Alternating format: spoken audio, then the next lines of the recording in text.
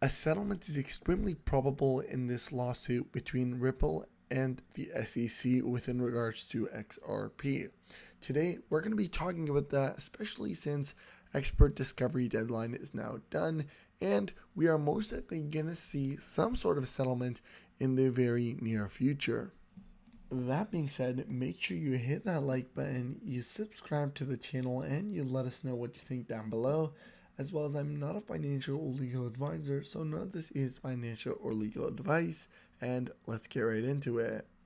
After an extremely long SEC vs. Ripple lawsuit and the deadline of expert discovery constantly delayed multiple times, we are finally glad to say that as of February 28th, it is now complete, and the deadline for the completion of expert discovery has now proceeded.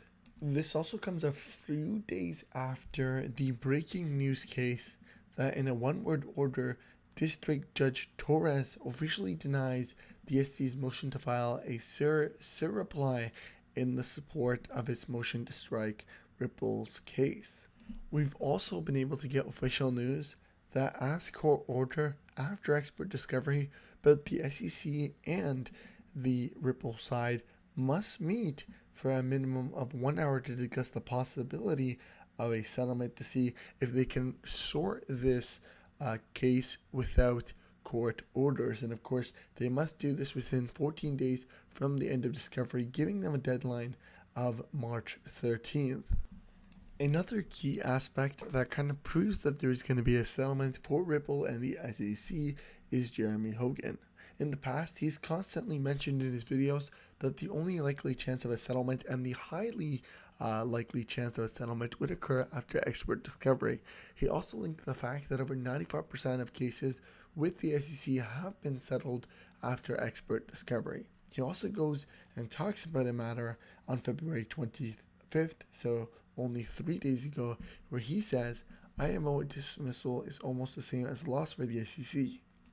It would signal to the market that they can't prove their case, so I don't see it happening. Instead, the SEC would approach Ripple to enter a settlement which it can claim as a victory. And so what this means is that there is a highly likely chance that the SEC is going to decide that since we are going to lose this lawsuit, let's take the better of our two options and file a settlement with Ripple instead of losing it and not being able to get any market presence, because that's exactly what would happen if they lose the SEC lawsuit. It was also allowed them to go ahead and sue other cryptocurrencies without impacting XRP, while if they do go ahead and lose the case, then they won't be allowed to sue any other cryptocurrency, because every cryptocurrency that they sue will use the XRP case as its backing. So for the SEC, a better option for them would definitely be going ahead and settling with Ripple. Now, whether that is the best option for Ripple is something that I won't be speaking on behalf of, but what I can tell you is that Brett Garlinghouse made it clear that he will not settle unless he feels that there is 100% clarity for XRP and that they are getting a winning deal. Another key aspect is John E. Deaton. Now, if you don't know who John E. Deaton is, he is the person leading the over 50,000 XRP holders lawsuit intervention with the Ripple and SEC case, and he states this. He says, any settlement will come with an agreement not to disparage of the other side. If Ripple could get certainty regarding XRP and move forward with the IPO, which is the public offering, and the business plan, I'm sure they wouldn't care how the SEC spins it. Garlinghouse is too savvy and smooth to hold a grudge.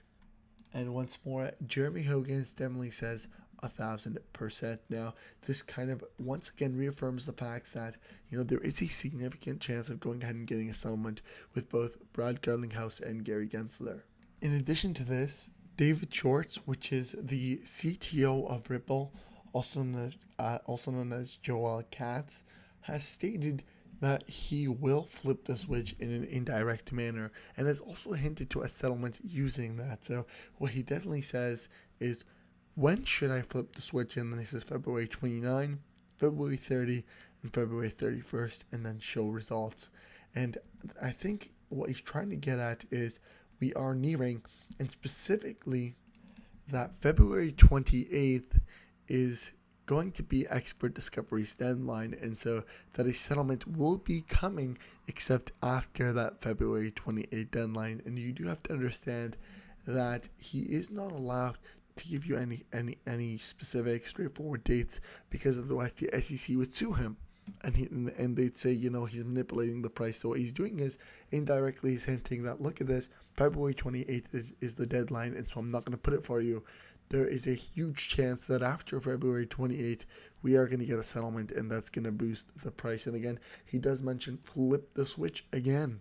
Another crazy thing that was leaked was a 1-hour settlement discussion that happened a couple months ago. It didn't settle, which means that the next most likely settlement time would be at mediation. And of course, we'll have a look at that below, which will be hosted by the one and only Judge Netburn, who has seen all the document cameras. So what this really means is that there is going to be, again, in the next week or so, a settlement discussion where not only the SEC side, the Ripple side is going to be there as well, but Judge Netburn is going to be there to facilitate as well. And she's going to give him, I think, a straightforward idea that, look here, SEC, you are losing. You need the settlement more than Ripple does. And I think it's quite clear the documentations prove that you are losing and that you're going to lose if this lawsuit keeps on going. So settle now. And I think that you should give Ripple whatever they need to for clarity. And we are going to have a quick read. It says, all counsel must meet face-to-face or via video conference for at least 1 hour to discuss settlement within 14 days following the close of fact discovery. Counsel for the parties have discussed an informal exchange of information in aid of early settlement of this case and have agreed upon the following. Counsel for the parties have met and conferred, having previously discussed settlement. Do not believe that an informal exchange of information would aid settlement of this case at the time. Counsel for the parties have discussed the use of following alternative dispute resolution mechanisms for the use in this case: a settlement conference before a magistrate judge, participation in a district mediation program, and or retention of a privately retained mediator. Counsel for the parties proposed the following alternative dispute resolution mechanism for the case: settlement conference before a magistrate judge, none of the above. A question was then asked by XRP Crypto Wolf, which says, since Judge Netburn has seen all the Ethereum and XRP documents, then could she highly recommend the SEC to settle with Ripple? Jeremy Hogan's reply to is, that's why I mentioned it. She knows exactly what are the emails, etc. And if I'm correct, in the SEC is the problem child here. That could be a big difference. That could make a big difference. A good mediator could really work miracles sometimes. As of now, everybody, it's a waiting game. The chance of having a settlement is highly likely. We've seen that through many things, including multiple attorneys and even some of the top influencers. People that have done so much research and have plenty of sources have also mentioned the fact that after expert discovery is going to be a settlement. Now, we are wondering exactly the timeline given, but what we do know is it is going to be in the very, very near future. And for all those wondering, if a settlement is actually occur, we can see XRP prices skyrocket up into that $10 to $15 at minimum. And of course, that is without any graphical chart analysis or even any external influence.